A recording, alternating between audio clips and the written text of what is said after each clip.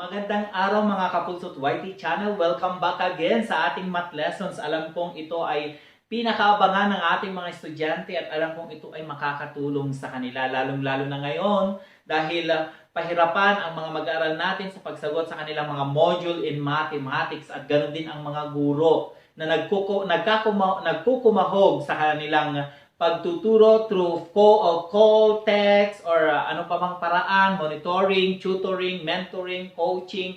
Yan na kung ano-anong paraan ang ginagawa ng ating mga guro para lang maturuan ang ating mga mag-aaral.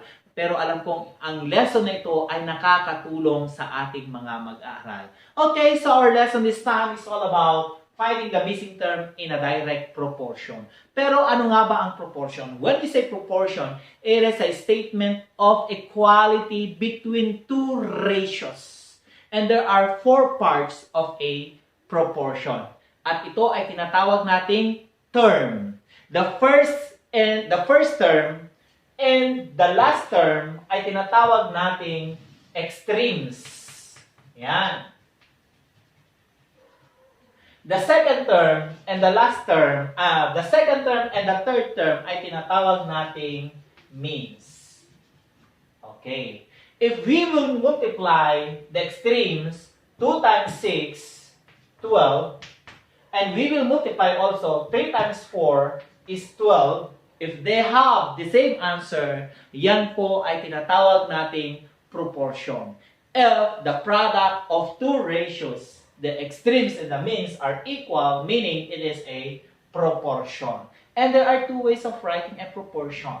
It can be a colon or a fraction. But how to check a fraction if it is a proportion? Simply multiplying the fraction cross multiplication.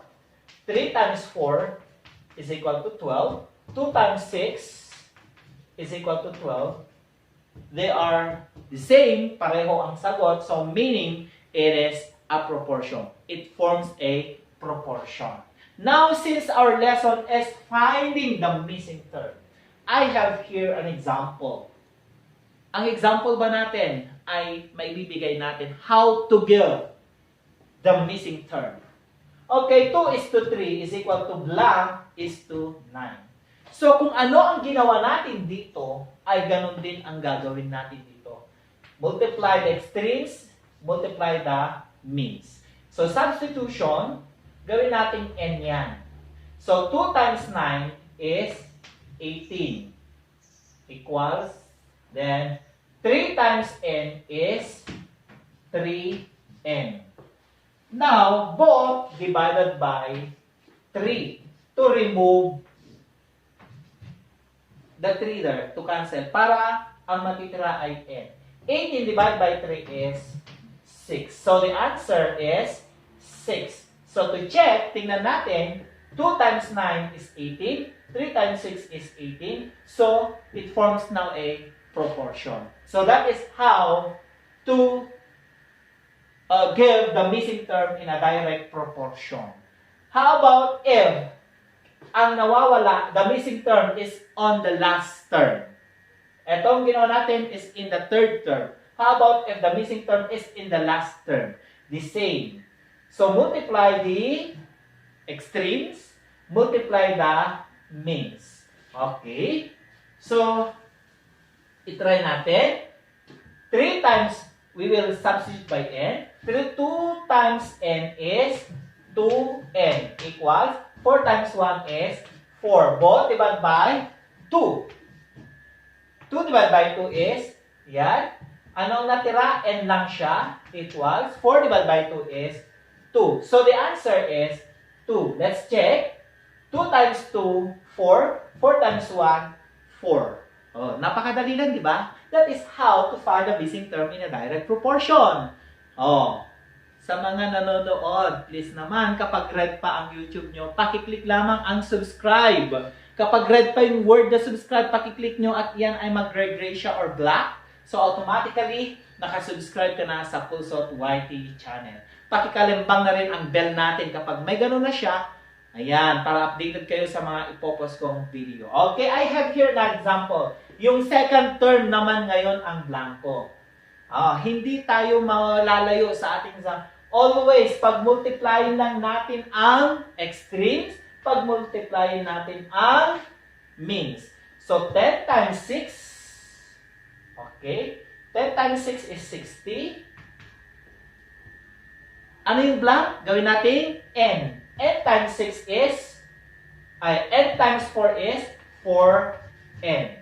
Always, yung n ay unknown. Divided by 4. Bakit 4? Para matanggal yung 4 doon. N na lang ang natitira. So, 60n is, 60 divided by 4 is 15. Okay, so 15 times 4, 60. 10 times 6 is 60. They are equal. So, that is a proportion. How about if the missing term is in the first part? First part naman ngayon. Tingnan natin. Okay. So, substitution, yung unknown, gawin natin n. N times 15 is n, 15n. Yan. 5 times 6 is 30. Both divided by, kung ano yung number na katabi ng unknown number or n, yun ang i-divide natin. So, 15. Okay. Cancel. Anong natitira? N. 30 divided by 15 is 2. Di ba napakadali lang?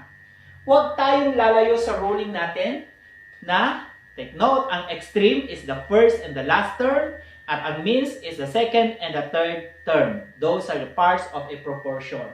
So, to check if the two ratios are equal, simply multiply the extremes and multiply the means. If they have the same answer, that makes a proportion. So, napakadali lang, hindi kayo mawawala. So, maraming salamat sa panonood sa aking Pulse of YT channel, sa mga video lessons na aking ina-upload. Okay, shout out nga pala kay Madam Lerma Maguslog. Room niya itong ginamit ko. And then, ganun din ang mag-e-edit mamaya ng aking lessons, si Sir Arman. Pasensya na kayo sa mga ina-upload kong ibang mga video ay hindi na i-edit. Diretso na. Kaya may nag-comment din, Sir, gagamit ka ng ganito, ganito, ganito. Ayan. Pero mabuti na lang at mayroong mga marurunong na mga kaibigan na siyang nag-e-edit. So maraming salamat. Maraming salamat din sa aming mga tagapanood, sa aking mga subscribers, and especially our learners in Western Cayapa and our teachers in the SDO Nueva Vizcaya. So, yan. Shout out din kay Sir Dito Jan Moreno. Nasabi niya kanina, dapat let your teachers view para makakuha sila ng strategy how to present the lesson. So, thank you so much, Sir Dito, for the encouragement, for the information, lahat ng tinutulong mo dito sa Western Cayapa.